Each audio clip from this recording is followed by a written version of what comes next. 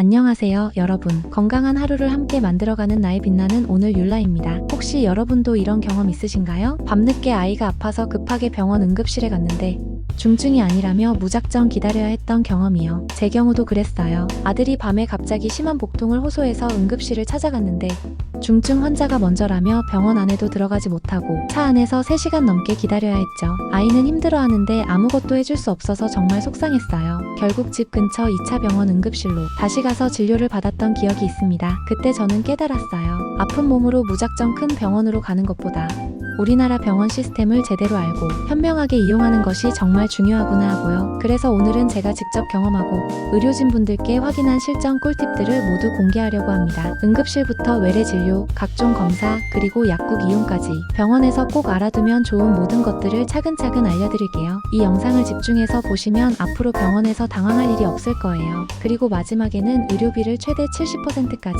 절약할 수 있는 방법도 알려드릴 테니 꼭 끝까지 함께 해주세요. 지금 구독 눌러두시면 나중에 필요할 때 바로 찾아보실 수 있어요.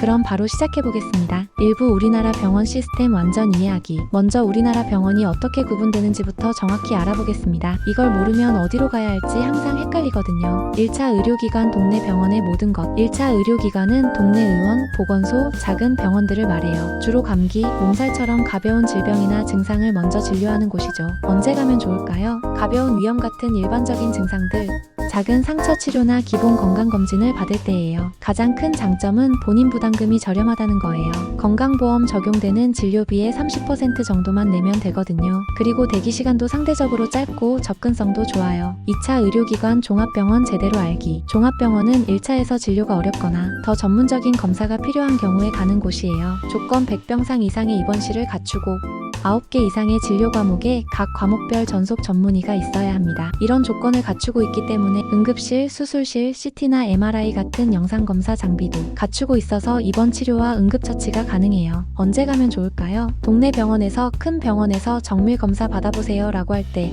입원이 필요하거나 수술이 필요한 경우에 가시면 돼요. 본인 부담금 보통 40에서 50% 정도예요.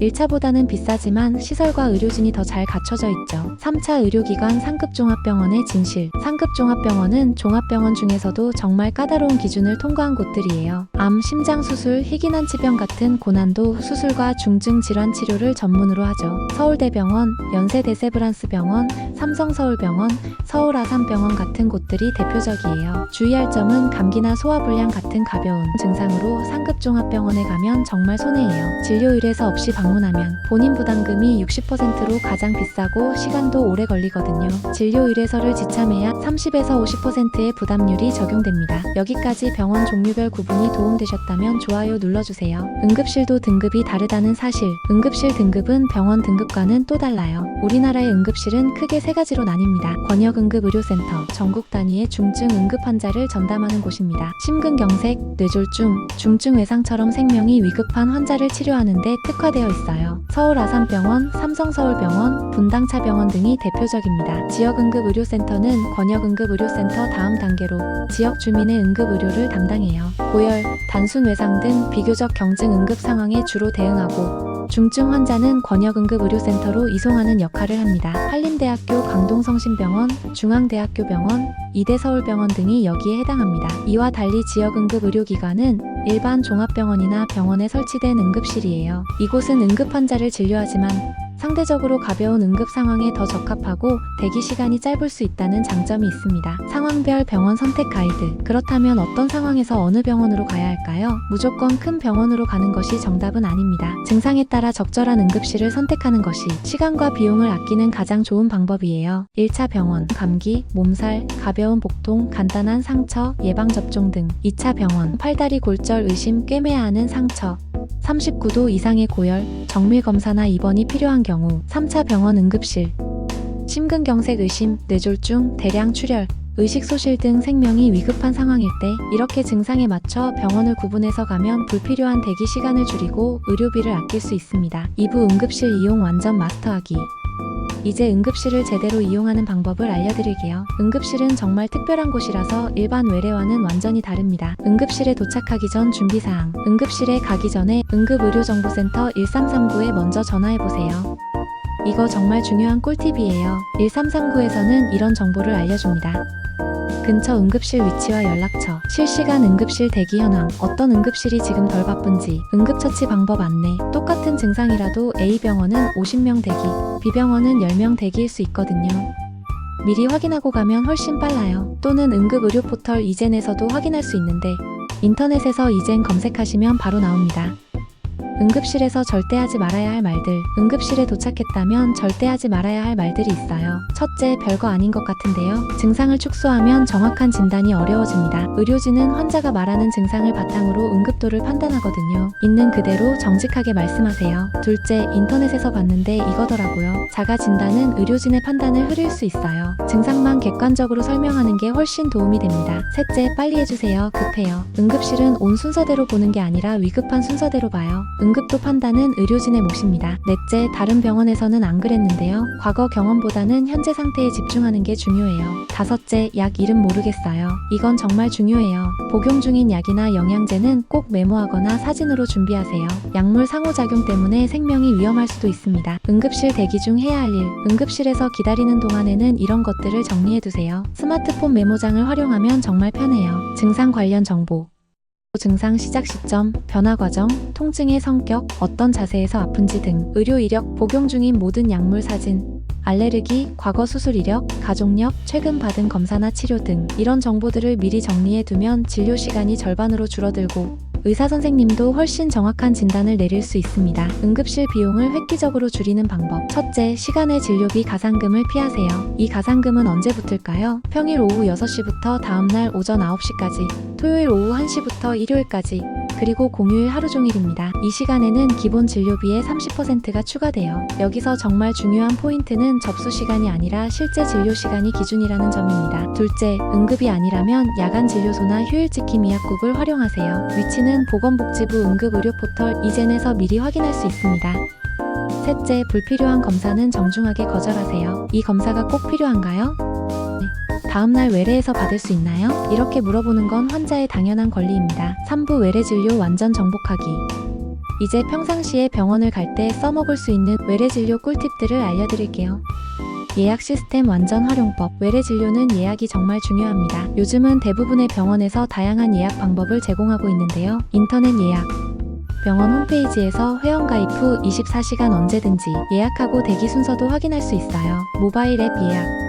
요즘 병원들은 대부분 모바일 앱을 제공합니다. 앱으로는 진료 예약, 대기 순서 확인, 진료비 결제는 물론 처방전과 검사 결과 조회까지 가능하니 자주 가는 병원 앱은 미리 깔아두시면 정말 편리합니다. 그리고 초진과 재진의 차이를 아는 것도 중요한데요. 재진이 더 저렴하고 빠릅니다. 일반 질환은 30일 이내, 만성 질환은 90일 이내에 같은 병원에 가면 재진으로 처리돼요. 진료 전 준비의 중요성. 진료받기 전에 증상일기를 써오시면 정말 큰 도움이 됩니다. 예를 들어 7월 10일 오전 10시, 아침 식사 후 30분 뒤, 명치 부분에 콕콕 찌르는 듯한 통증, 10분 정도 지속, 하루에 3번 반복.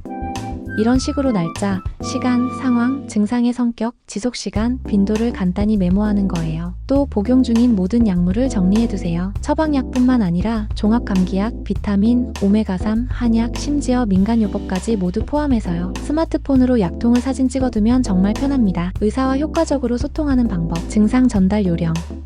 아파요 또는 좀 이상해요 같은 말보다는 콕콕 찌르는 통증이 식후 30분 뒤에 나타나고 10분 정도 지속돼요처럼 구체적으로 말씀하세요. 통증 표현 방법. 위치, 성격, 강도, 시기, 지속시간, 완화 및 악화 요인 등을 자세히 설명하면 의사가 중증도를 정확히 판단할 수 있습니다. 일상생활 영향 설명.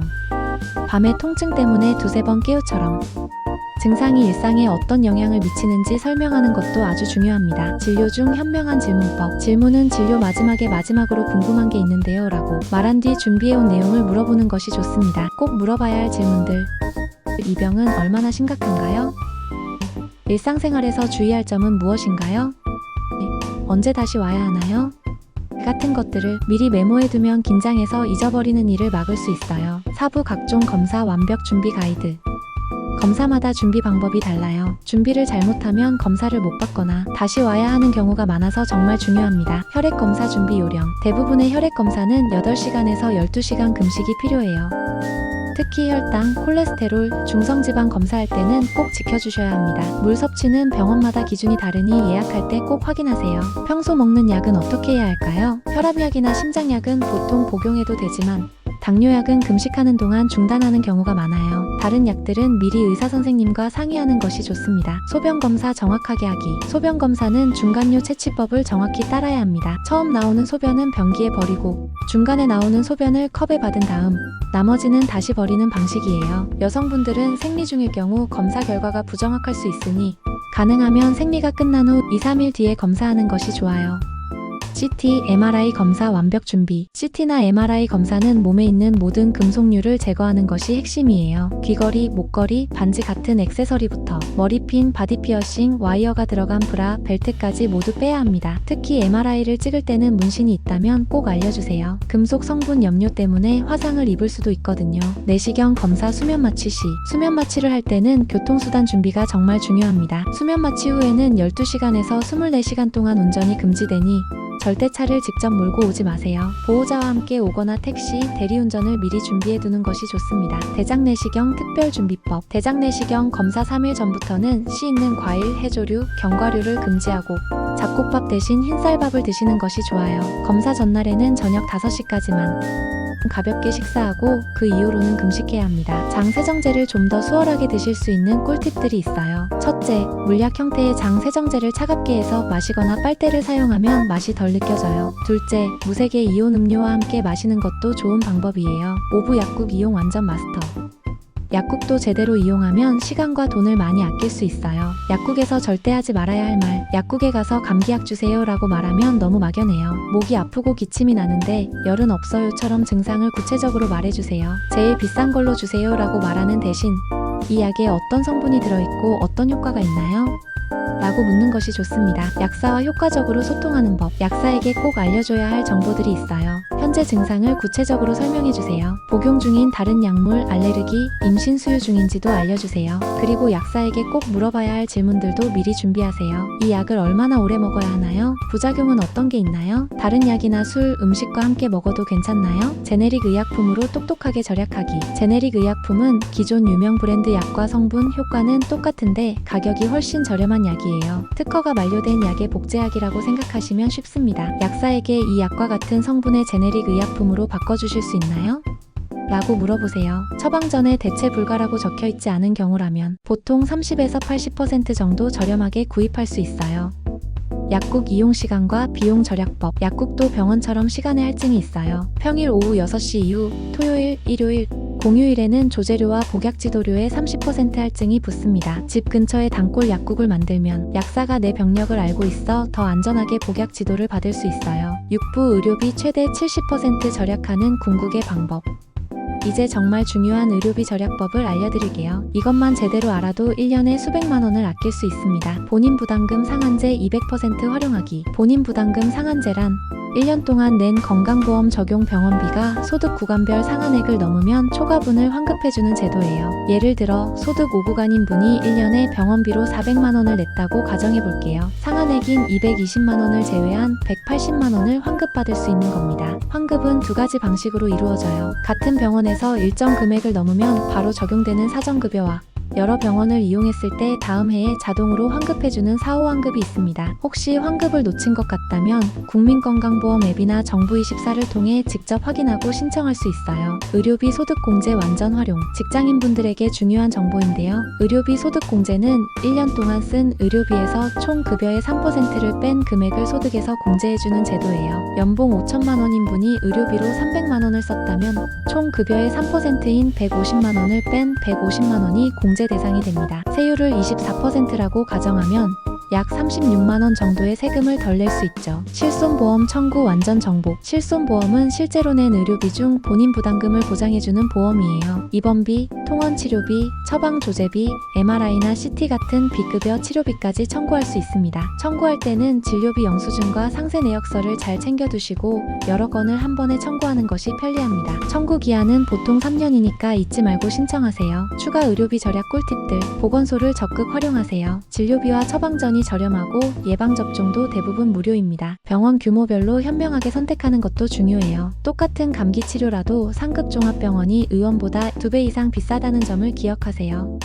단골 병원을 만들면 재진료로 비용을 줄일 수 있고 의료진이 내 병력을 알고 있어 더 효율적으로 진료받을 수 있습니다. 마지막으로 시간대별 비용 차이를 기억하세요. 평일 낮에 가면 기본료만 내면 되지만 평일 저녁 6시 이후나 주말, 공휴일에는 30%의 할증이 붙습니다.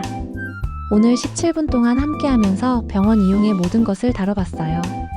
오늘의 핵심 내용 3가지. 첫째, 병원 규모에 맞게 현명하게 선택하세요. 감기는 동네 의원에서, 정밀 검사가 필요하면 종합병원에서, 그리고 생명이 위급하면 상급 종합병원 응급실로 가시면 됩니다. 이것만 지켜도 의료비가 절반으로 줄어들 수 있어요. 둘째, 시간의 진료비를 피하세요. 평일 오후 6시부터 다음날 오전 9시, 그리고 토요일 오후, 일요일, 공휴일에는 30% 할증이 붙습니다. 응급 상황이 아니라면 평일 낮에 가는 게 최고예요. 셋째, 본인 부담금 상한제를 꼭 활용하세요. 1년에 의료비가 많이 나왔다면 상한제로 환급받을 수 있으니 국민건강보험 앱으로 확인하고 놓친 환급이 있다면 꼭 신청하세요. 지금 당장 실천할 수 있는 것들 스마트폰에 저장해두세요. 응급의료정보센터 1339, 응급의료포털 이젠, 그리고 국민건강보험 앱을 설치해두시면 정말 유용합니다. 메모장에 적어두세요. 복용 중인 모든 약물 리스트와 알레르기 정보를 미리 정리해두면 진료 시간을 크게 아낄 수 있어요. 마지막으로 영수증 정리함을 만드세요. 의료비 소득 공제와 실손보험 청구를 위해 모든 영수증을 한 곳에 모아두는 습관을 들이는 겁니다. 이 영상이 정말 도움되셨다면 좋아요로 응원해주시고 구독과 알림 설정으로 더 많은 건강 정보를 받아보세요. 댓글로 여러분의 병원 이용 경험담이나 궁금한 점도 나눠주시면 다른 분들에게 큰 도움이 될 겁니다. 다음 시간에는 약물 상호작용 완전 정복을 다뤄볼 예정이에요. 혈압약과 자몽처럼 절대 함께 먹으면 안 되는 위험한 조합, 그리고 오히려 함께 먹으면 더 좋은 조합들까지 모두 알려드릴게요. 건강한 하루, 행복한 하루 되세요. 오늘도 여러분의 소중한 시간을 함께 해주셔서 정말 감사합니다. 나의 빛나는 오늘 율라였습니다.